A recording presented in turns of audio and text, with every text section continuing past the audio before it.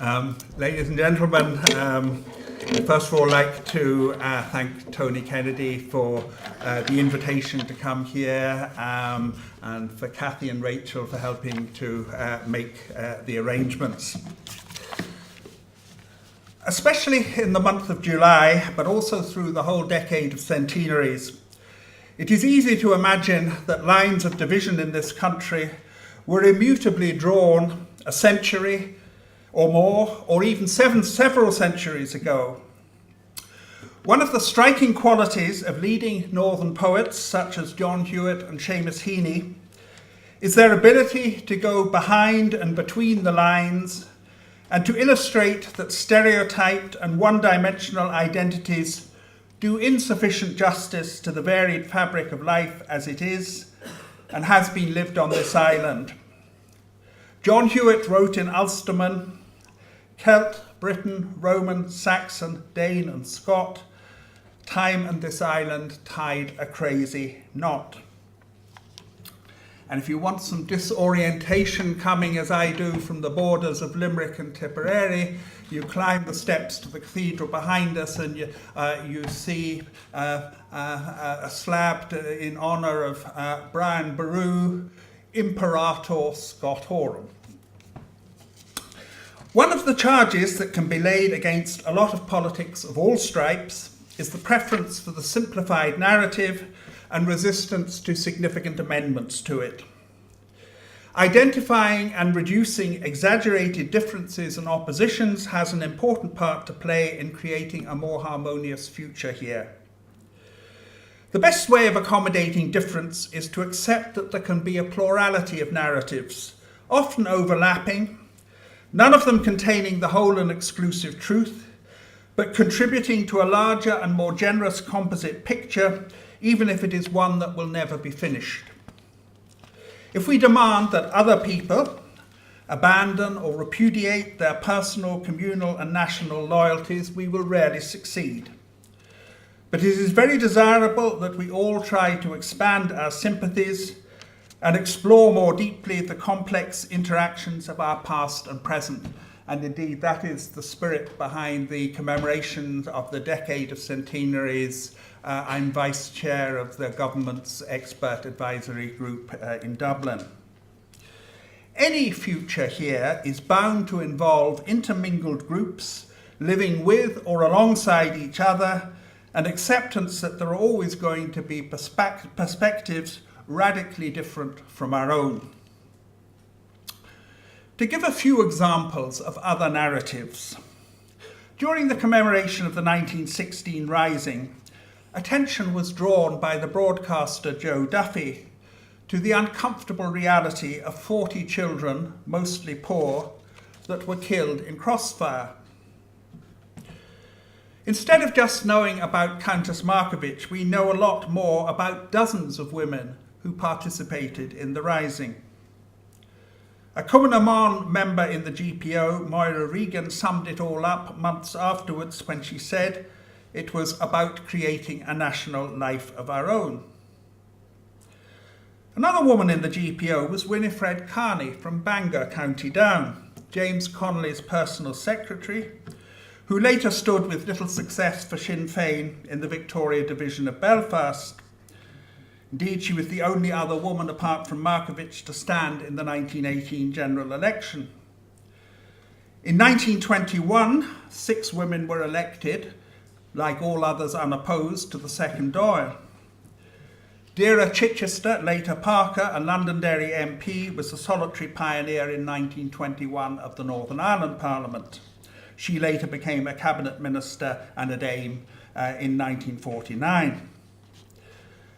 Winnie Carney subsequently married a Belfast socialist, George McBride, who had been a member of the pre-1914 UVF and who fought in the First World War and incredibly survived the Battle of the Somme, the Battle of Messines, and the Third Battle of Ypres. A book about the couple from opposite religious and political spheres came out last year, published by Mercia Press, called Winnie and George, An Unlikely Union by Alison Murphy. I finished it yesterday morning. To take an external example, When the history of Donald Trump's presidency comes to be written, most accounts may be about the impact and policy consequences of 3 a.m. tweets and provocative interviews. For instance, about allies who are, in his own words, and I quote, worse than our enemies. A bit like Lord Alan Brooke's memoir on how he restrained Churchill's wilder wartime tendencies, though Trump is no Churchill, other testimonies will surely surface as to how many influential Americans silently applied the brakes and strove to keep the main lines of US policy on the rails in line with the checks and balances put into the Constitution. The last thing the Founding Fathers wanted in their president was the arbitrary and capricious behaviour of a King John or a King George. Fatally delayed Catholic emancipation in 1829 is another example of an oversimplified narrative, where in the end the liberator Daniel O'Connell, though backed by a mass popular movement, needed the about turn of the Prime Minister, the Duke of Wellington, and Home Secretary Robert Peel to force the recalcitrant hand of George IV. O'Connell may be lauded today as the epitome of constitutional nationalism, but they were praised for averting the horrors of civil war, which Wellington had witnessed at first hand during the Peninsular War. According to a new book, The King and the Catholics, by Antonia Fraser, the Princess Lieven, socialite wife of the Russian ambassador, hissed at arch-reactionary and royal brother, the Duke of Cumberland, "How mistaken we have been about Wellington. After all, he is no more than an Irish adventurer." In 1830, the Catholic bishops, in a national pastoral letter drafted by JKL, James Doyle, Bishop of Kildare and Loughlin, paid lavish tribute to him, and I quote, "Among the councillors of His Majesty there appeared conspicuous the most distinguished of Ireland's sons, a hero and a legislator, a man selected by the Almighty to break the soul which scourged Europe." That's Napoleon. "A man raised up by Providence to confirm thrones, to re-establish altars, to direct the councils of England at a crisis the most difficult, and to staunch the blood and heal the wounds of the country which gave him birth." That counters the jibe by Daniel O'Connell that being born in the stable does not make one a horse. Wellington, it is said, once claimed that the Battle of Waterloo was won on the playing fields of Eton. Is that where today Britain's EU membership has been lost? Republican separatism was and is often accompanied by a strong anti-imperialist ideology, which to a degree was adopted by the Irish state after its foundation. While perfectly legitimate, it was prior to 1916 a minority position, as illustrated, for example, by the crowds that came out to welcome Queen Victoria in Dublin on her last visit to Ireland in 1900 in the midst of the Boer War. There were protests, and there was an Irish brigade that fought with the Boers, raised by Major John McBride. During the 19th and early 20th century, Ireland was part of the United Kingdom and contributed often disproportionately manpower to the British Army and Navy, to imperial wars and the spread of empire. As the National Maritime Museum in Greenwich shows with its map of all the counties of the then United Kingdom in 1805 in its permanent exhibition Nelson, Navy and Nation, there were many more Irish sailors at the Battle of Trafalgar than Scottish ones. The only two Nelson pillars topped by statues were in Dublin and London. And when I was young, I had the pleasure of climbing the Dublin one. The top of the GPO was level with Nelson's head, and a volunteer asked Pearse during the rising if he should take the opportunity to knock it off. Pearse said no, both because it was a waste of scarce bullets and because it might injure or kill someone below. The blowing up of the Nelson Pillar in 1966 not just removed a renowned landmark and favourite rendezvous, it obliterated a monument with which Dublin families of hundreds of sailors would once have identified. Little thought was given on either side of the Civil War divide, or indeed by the British government which supplied field guns, to the destruction of the Four Courts in 1922, which housed centuries of documents in the Public Record Office, and which 100 years on there is a project to reconstitute on a virtual basis as far as feasible. Churchill's message of congratulations to Collins, I quote, "The archives of the Four Courts may be scattered, but the title deeds of Ireland are safe," was a little glib for a historian, and Churchill was a good historian. But glib also was Republican Ernie O'Malley's lyrical account of it in Singing Flame. Todd Andrews, who belonged to the Republican side and later headed up many semi-state bodies, was impressed on a visit to the Soviet Union in the 1930s, looking at Leningrad, formerly and now and again St. Petersburg, when he learnt that, I quote, "It was thanks to the very strong views of Lenin that the Bolsheviks were deterred from vandalism or iconoclasm. The Indians, on achieving independence, simply appropriated for themselves Lutyens' imperial design of the centre of their capital. De Valera had to resist pressure to demolish Dublin Castle, which has found many uses since, from tribunals to summit meetings. Irish people settled in the colonies, whether by choice or necessity. John Redmond saw Home Rule in an imperial context, and that history, which did not come entirely to an end with independence, is now being gradually acknowledged and researched. It is not a question of arguing uncritical identification with the Irish contribution to the British Empire, but simply of reservations about the unnuanced claim that Ireland never conquered anyone. Ireland was a mother country, and an uncomfortable corollary of the original Sinn Féin political model set out in Arthur Griffith's The Resurrection of Hungary was that the United Kingdom should be converted into a British-Irish dual monarchy like the Austro-Hungarian Empire. Kevin O'Higgins, leading Free State minister, sought to revive this idea before his assassination in 1927. The centenary has stimulated the creation of new First World War memorials in the Republic in places like Woodenborough Bridge for County Wicklow, Rathdowney, County Laois, Ballingarry, County Tipperary, and now in Kilkenny. The purpose is to acknowledge and remember the sacrifice by people drawn from the many cities and townlands of Ireland. The French government have erected a memorial to the 16th Irish Division in Glasnevin, highlighting an eloquent tribute by Marshal Foch to the bravery of Irish soldiers in France, in a war not just for the British Empire, which saw the integrity of France and Belgium restored. And I was in Glasnevin on the 14th of July for a ceremony hosted by the French ambassador.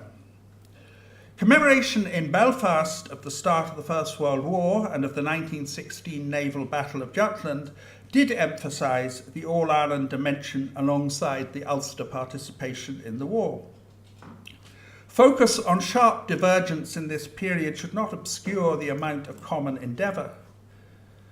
The vital role played by Queenstown, now Cove, in maritime warfare in the First World War before and after American entry was taken over by Northern Ireland in the Second, particularly as an assembly point for US troops prior to D-Day, vital weather information for which came from Mayo.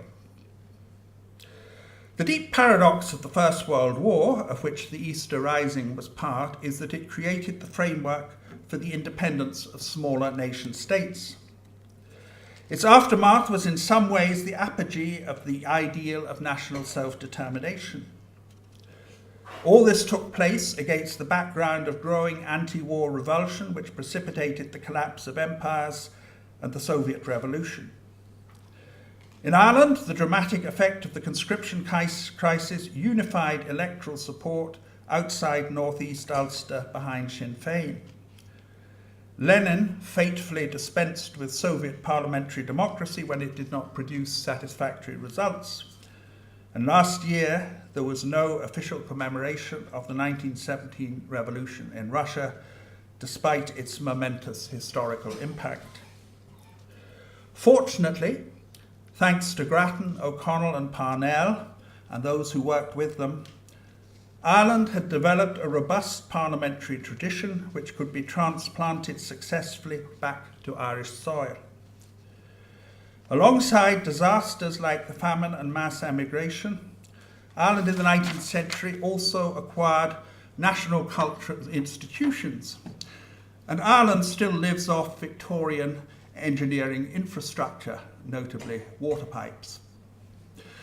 The reason the statue of Prince Albert still lurks in the bushes of Leinster Lawn, allegedly denying a Sinn Féin TD a much-needed parking space, is that he was the patron of the great industrial exhibition in 1853 held in the grounds of Leinster House, then the headquarters of the RDS. It is true, of course, that the larger statue of his spouse had been put into storage, until the Taoiseach Charles Haughey had the pleasant duty of transporting her to Australia as a gift for the 1988 bicentennial to the state of Victoria, whose governor was the Reverend Dr. Davis McCaughey, brother of the Reverend Terence McCaughey of Trinity College, both of the radical Presbyterian tradition. In some ways, the Edwardian era, with land purchase that preempted what might otherwise have become shortly afterwards a bloody social revolution, the establishment of the National University of Ireland and the introduction of the old age pension, which created a lot of constituency work for Irish MPs at Westminster, was the golden age of the Union. And Belfast was the industrial powerhouse of Ireland, making a wider contribution to Britain and the Empire.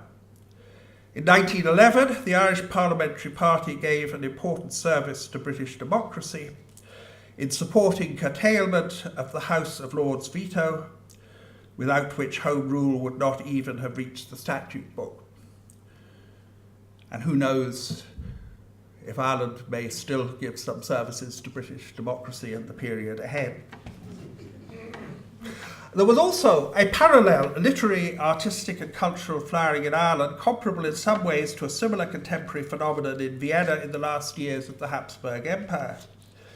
One legacy of the period was the Neo-Baroque College of Science, later the Engineering School of UCD, transformed in the late 1980s into the heart of government buildings, the one you see on the dome on the news. Stone inscriptions in Latin recall that Edward VII laid the foundation in 1904 and that George V opened it in 1911. And the OPW architects inquired of Taoiseach Charles Haughey whether he wanted to have them turned round. He waved his hand dismissively and said something to the effect that we add to history, we do not take it away. One impact of the war was to accelerate the grant of votes to women in the light of their sacrifices and their willingness to step into what had hitherto been mainly a men's role. For example, in Norwich, women manned the fire service. The origins of the suffrage movement in Ireland going back to the 1860s are to be found in the north amongst Protestants. And indeed, I noticed in this morning's newsletter, there's a long article about a New Zealand Prime Minister from Glenavi outside Belfast called John Balance, who brought in votes for women in New Zealand in 1893, well ahead of these islands. The movement was UK-wide, with Eva Gore Booth, Constance's sister, who was mainly based in England, making it her main life's work. Asquithian liberals, like their Redmondite nationalist allies, resisted, and one of the innovations in the Easter Proclamation was the promise of the franchise to men and women. Though Tom Clark's widow Kathleen revealed, without naming him, that one of the 7 signatories was opposed. I think I can perhaps guess who it was, but anyway.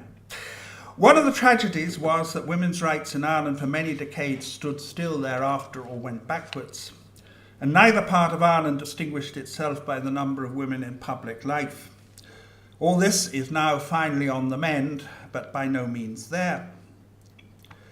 Dublin and London do exchange iconic pictures. Westminster, with Theresa May's approval, is about to receive a high-resolution copy of a portrait from Dublin City Gallery, the Hugh Lane, of Constance Markievicz, the first elected woman MP in 1918. Nancy Astor, the first to take her seat, was elected in a by-election the following year. And Markovich's picture will be displayed permanently in Portcullis House across the road from Westminster. Leinster House, in return, displays the copy of a 1914 picture hanging along a corridor in Westminster by William Drummond Young, entitled The Men Who Made Home Rule. A composite picture of bishops, parliamentarians and Fenians, some living, some like Parnell and Archbishop Croke, dead.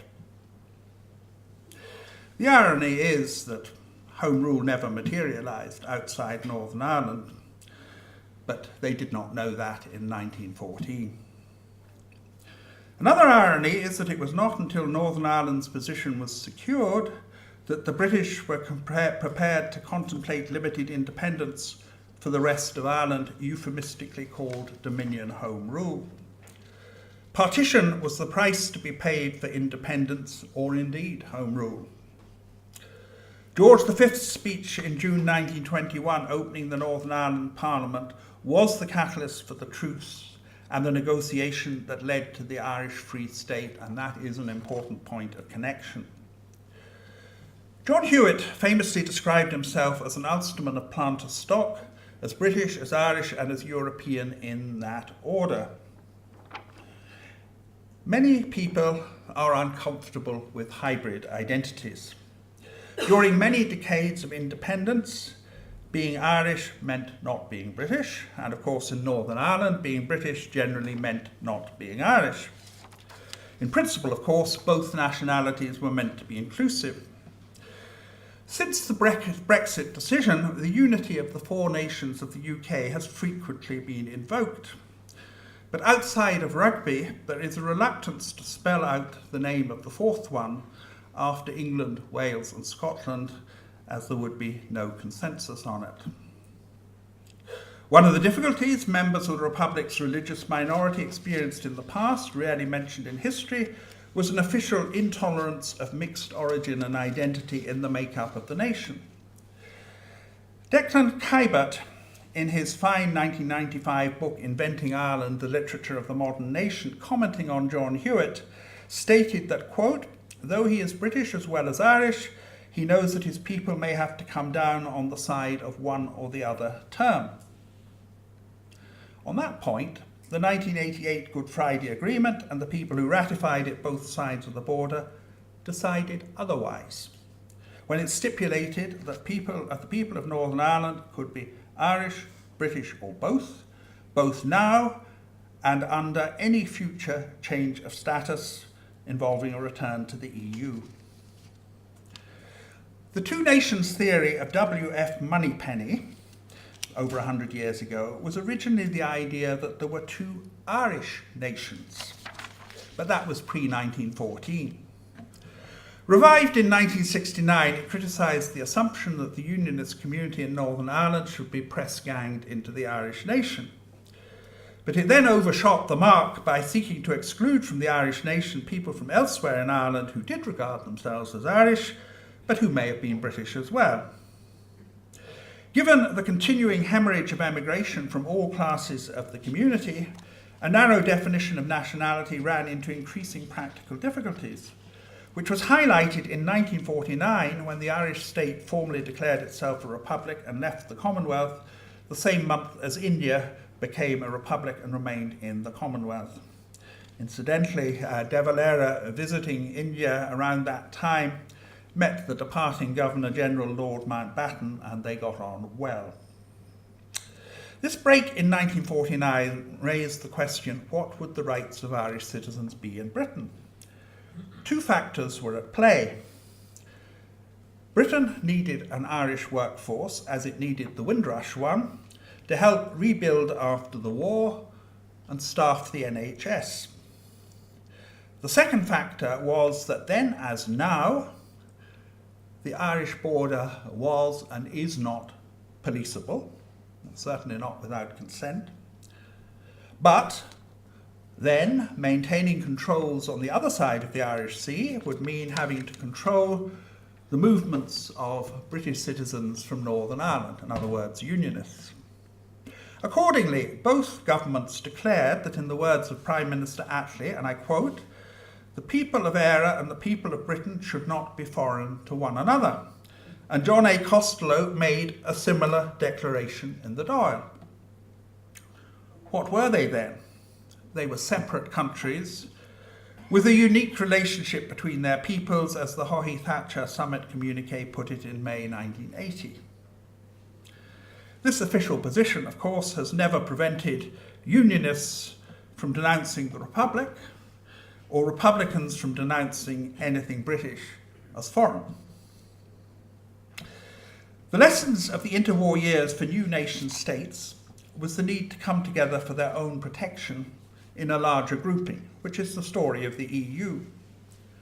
Continued partnership in the EU was taken for granted in the Good Friday Agreement, which, with the single European market, allowed an almost invisible physical border to be transcended.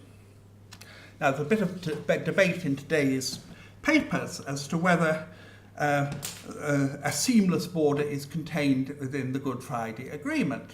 And those who say it isn't are actually right. But of course, the seamless border is what the Good Friday Agreement, in conjunction with the single European market, created. So it's a product of it rather than in it. In economic and especially trading terms, the free trade and free movement that characterised these islands prior to 1918 was largely restored post-1998. In theory, there is a consensus that that situation on this island must be preserved, though how that is to be achieved if there is to be a hard Brexit is unclear, as is the manner in which the backstop could actually be implemented. Like many guarantees, it was assumed that it would never be invoked, and few expected the border to become a live issue again at this point.